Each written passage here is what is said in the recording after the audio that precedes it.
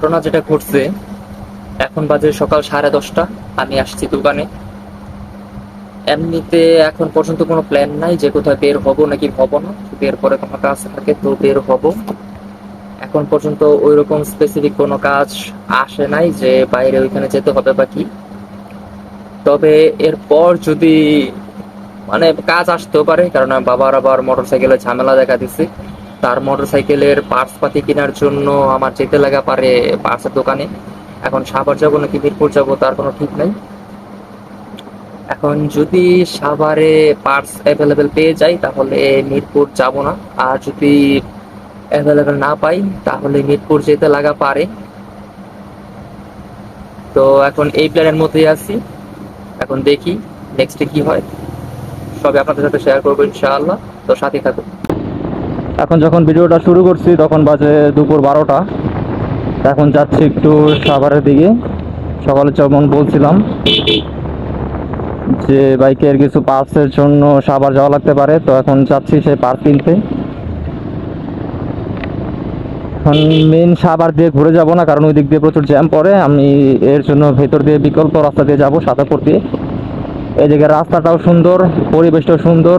সুন্দর পরিবেশে সুন্দর ভিউ এনজয় করতে করতে চলে যাব। এবং এইদিকে জ্যাম জটও নাই তেমন। সাভার গেলে তো প্রচুর রিক্সা, প্রচুর জ্যাম। এই কারণে আমার সাভার দিয়ে ঢুকতে ইচ্ছা করে না, তাই এই দিক দিয়ে ঢুকলাম। গ্রামের পরিবেশের মধ্যে বাইক চালাতে ভালোই লাগে। এখন যেহেতু দুপুর টাইম, তাই রাস্তাঘাট মোটামুটি ফাঁকাই আছে। এই রাস্তায় এমনি তো ফাঁকাই থাকে, এই রাস্তায় তেমন বড় গাড়ি ঘোড়া বেশি একটা চলে না। রাস্তায় প্রচুর বাঘ, যেহেতু মহল্লার ভিতরের রাস্তা তাই বুঝতে পারছেন যে একটু বাঘ হবেই। একটু পরপরই বাঘ আছে এরকম, কিন্তু রাস্তাগুলো সুন্দর। মোড় ঘোরার সময় একটু সতর্কতা অবলম্বন করা উচিত, যেহেতু পুরা ব্লাইন্ড স্পট। মোড়ে কেউ ওভারটেক করার ট্রাই করবেন না, কারণ মোড়ে ওভারটেক করা হচ্ছে সবচেয়ে রিস্কি একটা ব্যাপার। কারণ মোড় ওভারটেক করার সময় কিন্তু আপনি বুঝতে পারেন না যে অপোজিট পাশ থেকে কি আসতেছে। যেমন এই যে এখন একটা বাঘ পার করলাম এরকম মোড়ে, যে পুরো ব্লাইন্ড স্পট, অপোজিটে কি আছে দেখা যায় না। এইসব জায়গায় কখনো ওভারটেক করা ট্রাই করবেন না। ম্যাক্সিমাম অ্যাক্সিডেন্ট কিন্তু এইসব জায়গায় ঘটে যখন এরকম ব্লাইন্ড স্পটে ওভারটেক করতে যাই তখন। এটা হাইওয়ের ক্ষেত্রেও, এলাকার ক্ষেত্রেও সেম।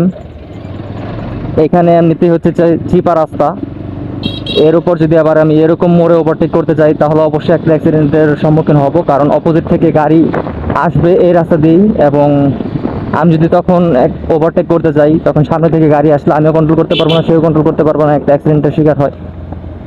হাইওয়েতে কিন্তু ম্যাক্সিমাম ক্ষেত্রে এইরকমভাবেই অ্যাক্সিডেন্টগুলো হয়। যেমন ধরেন একটা বাস বা ট্রাক ওভারটেক করব, লেন চিকন, এখন ওই সময় আমার সামনে পুরো ব্লাইন্ড স্পট। এখন ওই জায়গায় যদি আমি একদম সতর্কতার সাথে ওভারটেক না করি তাহলে কিন্তু অ্যাক্সিডেন্টের প্রবণতা থাকে। এবং ম্যাক্সিমাম অ্যাক্সিডেন্ট কিন্তু এইসব ক্ষেত্রেই ঘটে। আর আনস্কিলড রাইডাররা যখন রাইড করে, মাথা গরম, তেমন হাইওয়ের এক্সপিরিয়েন্স নাই, নতুন নতুন হাইওয়েতে উঠে এরকম দুর্ঘটনা ঘটার শিকার হয় তারা। এবং এরকম কিছু কিছু রাইডারের জন্য পুরা বাইকিং কমিউনিটির বদনাম হয়, যে বাইক কিনে মানুষ অ্যাক্সিডেন্ট করে। এর জন্য আগে হাইওয়েতে যাওয়ার আগে একটু ভালোভাবে এক্সপিরিয়েন্স নেবেন। আগে হাইওয়েতে ছোটোখাটো রাইড দিবেন, যেমন কাছাকাছি আশেপাশে রাইড দিবেন হাইওয়েতে। আগে হাইওয়ের এক্সপিরিয়েন্সটা নেবেন এবং এক্সপিরিয়েন্সড পার্সনদের কাছ থেকে অ্যাডভাইস নেবেন এবং তাদের সাথে রাইড করবেন, তাহলে আপনার একটা মোটামুটি ধারণা চলে আসবে। লং ট্যুরে যাওয়ার আগে বিশেষ করে এই প্র্যাকটিসগুলো করবেন। যেমন আপনি যদি এখন এখান থেকে চিটাগাং যান বা কক্সবাজার একটা ট্যুরে যান এবং আপনার হাইওয়ের কোনো এক্সপিরিয়েন্স নাই, তাহলে আমি বলবো যে এখন যান না, আগে এক্সপিরিয়েন্স নেন। আগে হাইওয়েতে টুকটাক রাইড করেন। যেমন আমি আমার এরিয়া থেকে বলি, যেমন সাভার টু মানিকগঞ্জ বা সাভার টু নারায়ণগঞ্জ, এরকম ছোট ছোট হাইওয়ে ট্যুরগুলো আগে মারেন আশেপাশে, ঢাকার আশেপাশে, যাতে করে আপনার হাইওয়ের স্কিলটা ডেভেলপ হয় এবং হাইওয়েতে আপনি ভালো একটা রাইড করতে পারেন। যখন আপনার নিজের ভিতর কনফিডেন্স চলে আসবে এবং হাইওয়ের এ টু জেড আপনি বুঝতে পারবেন যে না এখন এটা হতে পারে, মানে আপনি যখন রাইড করবেন তখন অটোমেটিক আপনার ভিতর একটা ধারণা চলে আসবে। যখন আপনার এই কনফিডেন্সটা আসবে যে না এখন আমি কমপ্লিটলি রেডি, তখন আপনি দূরে ট্যুরে যান, সমস্যা নাই। সো তখন সোলো ট্যুরে যান বা গ্রুপ রাইডে যান, তাতেও কোনো সমস্যা নেই যদি আপনার যথেষ্ট এক্সপিরিয়েন্স থাকে এবং অভিজ্ঞতা থাকে। এখন স্কিল আর অভিজ্ঞতা, দুইটারই দরকার আছে।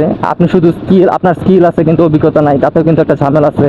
এবং আপনার অভিজ্ঞতা আছে কিন্তু স্কিল নাই, তাতে আপনি ঠেলে থাকায় চালাতে পারবেন, কিন্তু আপনার স্কিল আছে কিন্তু অভিজ্ঞতা নাই, সেই ক্ষেত্রে কিন্তু আপনার একটা প্রচণ্ড একটা বিপদের সম্মুখীন হতে পারেন। কারণ স্কিল এক জিনিস, অভিজ্ঞতা আরেক জিনিস, দুইটা কম্বাইন করেই কিন্তু চলতে হয়। যে কোনো একটা দিয়ে আপনি চলতে পারবেন না, দুইটারই দরকার আছে। স্কিলটা আপনি দেখে দেখে শিখতে পারবেন বা রাইড করতে করতে হয়ে যায়, বা আপনি নিজে এক্সপেরিমেন্ট করে করতে পারেন, কিন্তু অভিজ্ঞতা সেটা কিন্তু ডিফারেন্ট একটা ব্যাপার। কারণ অভিজ্ঞতাটা একদিন দুদিনে হয় না, ওইটা অনেক দিনের ব্যাপার। অনেক দিন রাইড করার পর আপনার অভিজ্ঞতাটা হবে, অভিজ্ঞতা কিন্তু দুই একদিনে হয় না। যেমন আমি কলেজ লাইফ থেকে 2019 থেকে একটানা বাইক চালাই, আমার মোটামুটি একটা অভিজ্ঞতা আছে। তারপর আমি বলবো না যে আমি খুব অভিজ্ঞ একজন মানুষ, আমারও অনেক ভুল ত্রুটি হতে পারে, এখনও পর্যন্ত আমি শিখতেছি। আর শেখার কোনো বয়স নাই, সারা জীবনই মানুষ শিখে, প্রতিটা জীবনের প্রতিটা পদে পদে শিখতে হয়।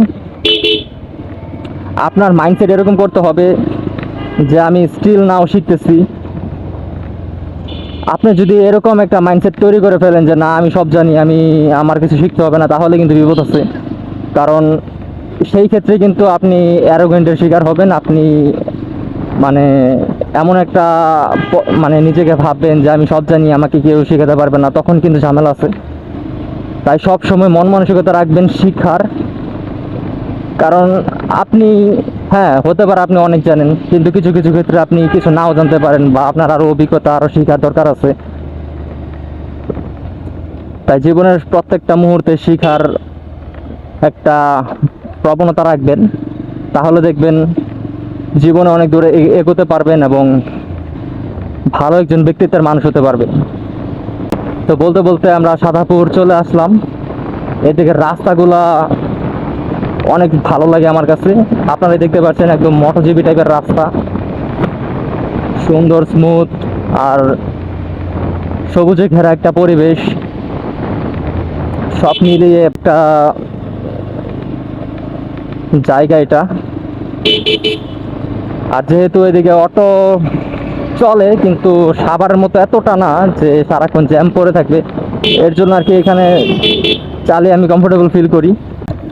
আমার সাভার বা গ্যান্ডা যেতে হলে আমি এইসব রাস্তা দিয়ে ম্যাক্সিমাম টাইম যাওয়ার ট্রাই করি, কারণ এই রাস্তাগুলোতে রাইড করতে আমার ভালো লাগে। এবং রাস্তাগুলো দেখতে পাচ্ছেন স্মুথ, জ্যাম কম এবং গ্রামীণ একটা পরিবেশ।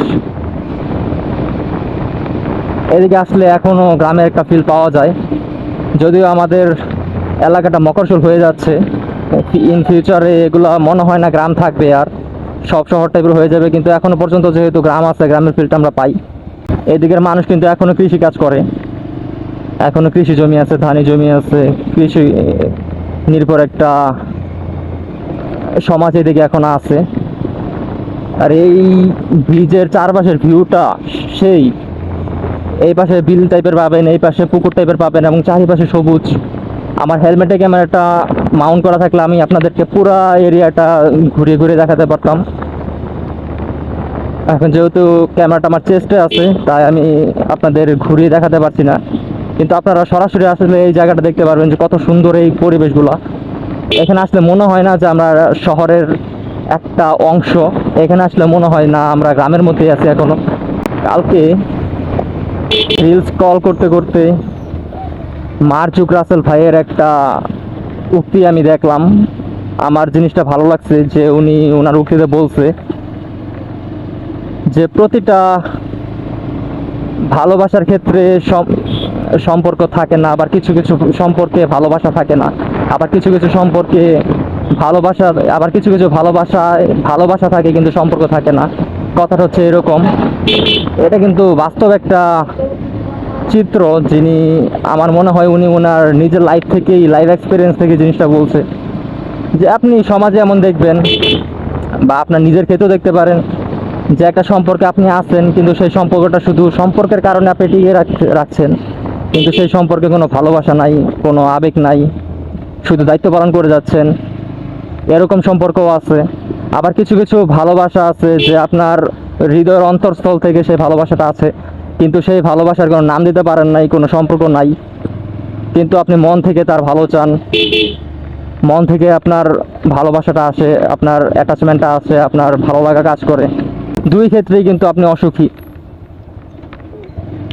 যে প্রথম ক্ষেত্রে আপনার সম্পর্ক আছে কিন্তু ভালোবাসা নাই, শুধু দায়িত্ব পালন করে যাচ্ছেন, সেই ক্ষেত্রে আপনি শুধু সম্পর্কটা টিকিয়ে রাখার জন্য সারা জীবন অভিনয় করে যান, কিন্তু মনে মনে আপনার একটা আফসোস থেকে যায় যে আপনি আপনার লাইফটা আপনার মতো লিড করতে পারেন নাই, বা এমন একটা ভুল সম্পর্কে জড়ায় গেছেন যে সম্পর্ক আর ছাড়তে পারতেছেন না, এখন বাধ্য হয়ে শুধু আপনার অভিনয় করে যেতে হচ্ছে। আবার অপোজিট ক্ষেত্র আপনার কিন্তু সেম দুঃখটা কাজ করবে যখন আপনি ভালোবাসেন কিন্তু ভালোবাসার জিনিসটা বা ভালোবাসার মানুষটা আপনার কাছে নাই, এবং সম্পর্কটা নাই, শুধু আপনার ভালোবাসা এবং আবেগটাই কাজ করতেছে, দূরে থেকেই শুধু দেখে যাচ্ছেন, দূরে থেকেই শুধু তার মঙ্গল কামনা বা ভালো একটা আশা আপনি করছেন, কিন্তু কোনো সম্পর্কই নাই আপনি, বা আপনার সাথে কোনো যোগাযোগ নাই, কোনো সম্পর্ক নাই, দুই ক্ষেত্রে কিন্তু আপনি অসুখী। তাই মার্জুক রাসেল ভাই এমনি অভিনয়ে ফাইজলামি করে, ব্যাচেলর পয়েন্টে অনেক টাইপেরই ফাইজলামি করে, তার নাটকগুলো আমি দেখি, কিন্তু উনি কিন্তু একজন গ্রেট ফিলোসোফার, একজন কবি। ওনার কবিতাগুলো আমার ভালো লাগে, ওনার উক্তিগুলো আমি মাঝে মাঝে শুনি। উনি কিন্তু খুব ট্যালেন্টেড একটা মানুষ, ট্যালেন্টেড বলেই কিন্তু উনি অভিনয় জগতে আছে। উনি কিন্তু প্রচুর গান লিখেছেন, কবিতা লিখেছেন, তা হয়তো বা অনেকে জানেন, অনেকে জানেন না, অনেকে দেখেন, অনেকে দেখেন না, কিন্তু উনি কিন্তু মানুষটা বাস্তবিক। আমার কাছে পার্সোনালি ওনাকে খুব ভালো লাগে। কথা বলতে বলতে চলে আসলাম গ্যান্ডা, সামনে হচ্ছে গ্যান্ডা বাজার। এখন আমরা ভিতরের সাইডে আছি গ্যান্ডার। এই যে যত সাভারের কাছাকাছি যাব তত অটোর গ্যাঞ্জাম বাড়বে এবং রাস্তায় জ্যামের একটা প্রবণতা থাকবে, আর রাস্তায় প্রচুর ভিড় দেওয়া স্পিড ব্রেকার। ছোট্ট একটা রাস্তা কিন্তু প্রচুর পরিমাণ স্পিড ব্রেকার। স্পিড ব্রেকারগুলোর দরকার আছে, কারণ অটোগুলো যেভাবে বেপরোয়াভাবে চলে, ওদেরকে ঠেকানোর জন্য স্পিড ব্রেকারের দরকার আছে। কারণ রাস্তায় এমনি অন্য সব গাড়ি থেকে কিন্তু অটোর সংখ্যাই বেশি, এবং ওদের কিন্তু কোনো নিয়মকানুন নাই, ওরা ওদের ইচ্ছা মতো চালায়, ইচ্ছা মতো ঘুরে ঘাড়ে, তাই স্পিড ব্রেকারের দরকার আছে। আমরা বেশি সামনে না যাই, এখান থেকে বামে মোড় নিয়ে নিই, ভিতর দিয়ে চলে যাই, কারণ সামনে গ্যান্ডা বাজারে প্রচুর পরিমাণে একটা জ্যাম পড়ে মেন রাস্তায় ওঠার আগে। অন্য সব গাড়ির কিন্তু জ্যাম না, পুরোটা হচ্ছে অটোর জ্যাম। এর জন্য এই জ্যামটা আমার ভালো লাগে না। আমার দরকার পড়লে আমি একটু বেশি দূর ঘুরে যাই, তারপর আমি জ্যামে বসে থাকতে রাজি না। দরকার পড়লে আমি 1-2 কিলোমিটার ঘুরে যাব, তারপরও জ্যামে বসে থাকবো না। তো চলে আসলাম মেন রাস্তায়। এখন আমাদের রাস্তাটা ক্রস করতে হবে, রাস্তার ওই পারে যেতে হবে। ওই পারে হচ্ছে বাইকের পার্টসের দোকান, থানা স্ট্যান্ড। এই হাইওয়েতে অটোগুলো উঠে আরও রাস্তাটাকে আরও বিপজ্জনক করে দেয়। আর আমাদের দেশের রুলস আর কি বলবো, আইন যত সব আইন হচ্ছে সব বাইকের উপর, অন্য সব গাড়ির তেমন কোনো আইনই নাই। ওই দেখেন সামনে হচ্ছে ওভারব্রিজ, আর মানুষ রাস্তা দিয়ে সব পার হবে, আর অটোর কারণে তো রাস্তায় চলাই দায়। অটোর কথা আর কি বলবো, এগুলা যত বলবো ততই নিজের মুড নষ্ট, এগুলার কথা বলেও লাভ নাই। একটা হাইওয়ে রাস্তায় উঠছি এবং দেখেন যে অটোগুলা কীভাবে যাচ্ছে, আমাকে কোনো সাইডে দেয় না, ওদেরই রাস্তা পুরোটা। এদের কারণে এখন রাস্তাঘাটে চলা মানে দায় হয়ে যাচ্ছে। ওই দেখেন কি সুন্দর উল্টা আসতেছে, ক্রস করব, ক্রস করার কোনো সুবিধাও পাচ্ছি না, যে এইভাবে ক্রস করব, ক্রস করার কোনো ওয়েও পাচ্ছি না আমি। এই রাস্তাটা কিছুদিন আগে কাজ করছিল, রাস্তা যে ভাঙছে ঠিকঠাকভাবে মেরামত করে নাই, পিচ ঢালাই দিয়ে দিলে কিন্তু রাস্তাটা ঠিক হয়ে যেত, ট্রেন কাটছিল রাস্তায়। এখন মাটিগুলো উঠে একদম রাস্তা ভাঙাচোরা হয়ে আছে। চলে আসছি থানা স্ট্যান্ড। এখন যে রাস্তা ক্রস করব, মানে আমি যে আমার লেনে যাব এই সুযোগটা পাচ্ছি না, প্রচুর গাড়ির চাপ এখানে। এখন দেখি একটা বাইকের পার্টসের দোকানে থামি, পার্টসগুলো কিনে, তেমন কোনো কাজ নাই, চলে যাব। পার্টস কেনার জন্য আসছি মূলত আজকে। এখানে অনেকগুলো পার্টসের দোকান আছে, দেখি কোনটা থেকে নেওয়া যায়। বাইকের পার্টস কেনা শেষ, আরও কিছু পার্টস বাকি আছে, ওইগুলা বাইক না খোলা পর্যন্ত নেওয়া যাবে না, যেমন টাইমিং চেন, তারপর ব্রেক প্যাড। এখন সেম মডেলের সেম নামের অনেক ভেরিয়েন্ট আছে, তো এখন এই কারণে বাইক না দেখে বা ওই পার্টসটা না দেখে পার্টস মিলিয়ে নেওয়া কঠিন। আর বাজাজ কোম্পানির এটা একটা সমস্যা যে সেম নামের মানে সেম নামে অনেকগুলো ভেরিয়েন্ট বের করছে, যেমন বাজাজ ডিসকভার 100, 110, 125, 150 এরকম, মানে অনেকগুলো ভেরিয়েন্ট আছে। আবার 100-এর মধ্যে অনেকগুলা মডেল আছে। এই কারণে আর কি ওই পার্টসগুলো না দেখে ওইগুলার পার্টস নেওয়া যাবে না। যেমন টাইমিং চেন এখন আমি একটা নিলাম, কিন্তু নেওয়ার পর যদি না মেলে তখন আরেকটা সমস্যা। তাই ওটা বাইক খুলে তারপর টাইমিং চেন, তারপর ব্রেক শু, এগুলার স্যাম্পল নিয়ে এসে স্যাম্পল দেখিয়ে তারপর এগুলার পার্টস কালেক্ট করতে হবে। তাই এখন যেগুলা বাহ্যিক জিনিস ওইগুলো নিলাম, ইন্টারনাল কোনো পার্টস নেই নাই। যেমন এখন নিচ্ছি ছোটল কেবল,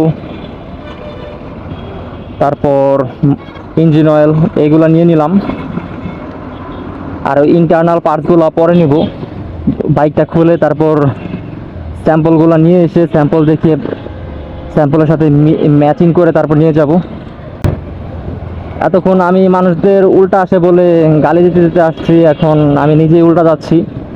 এটা হচ্ছে আমাদের বাঙালিদের স্বভাব। আমরা যখন কোনো অন্যায় করি তখন সেটা অন্যায় না, যখন অন্য কেউ অন্যায় করে তখন সেই জিনিসটাকে আমরা অনেক হাইলাইট করে দেখি।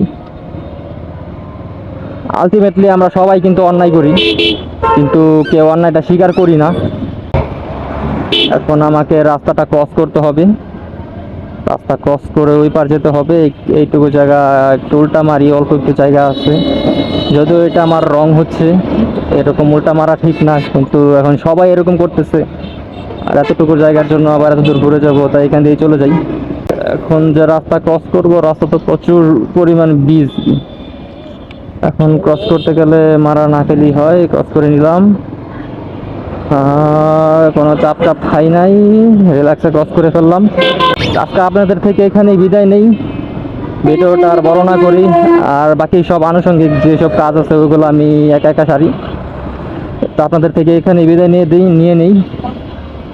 হোপ রাখতেছি ভিডিওটা আপনাদের কাছে ভালো লাগছে। কোনো কিছু ভালো লাগলে একটা লাইক করে দেবেন এবং সাবস্ক্রাইব করে হয়ে যাবেন আমাদের ফ্যামিলি মেম্বার। এবং যতক্ষণ পর্যন্ত আমি নেক্সট ভিডিও না নিয়ে আসছি, আমরা থাকবো ভালো, আমরা থাকবো সুস্থ, এবং সকলে নিজেদের টেক কেয়ার করব, একে অপরের খেয়াল রাখবো।